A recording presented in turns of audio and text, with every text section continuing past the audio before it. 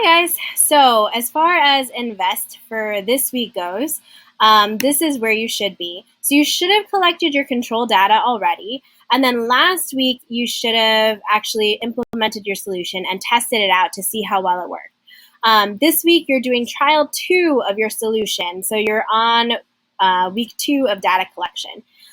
So last week, you should have filled this out. What's your new solution that you can do at home, because we're all staying at home?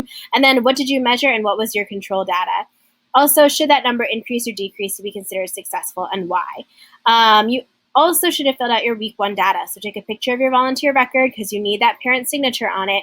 And then also take photos of the data that you collected and stick them on the slides here. Lastly, you also should have filled out this reflection and explain how well it worked and what the errors were and what things you did differently, what things were unexpected, etc. All of this should have been done already. So you had 2 weeks worth of data collection. The first one was your control data without doing your solution. The second week was implementing your solution and collecting data on it.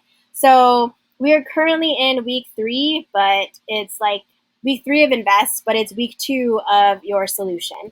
So this is week 2. This is where you're going to be doing trial 2 of your solution and collecting data for it. Take a picture of that volunteer record, get it signed by your parents. Also put pictures of the data that you collected. And then finally fill out the reflection for week 2. That's where we're at in NVEST. We're 3 weeks in, but we are 2 trials into your actual solution, okay?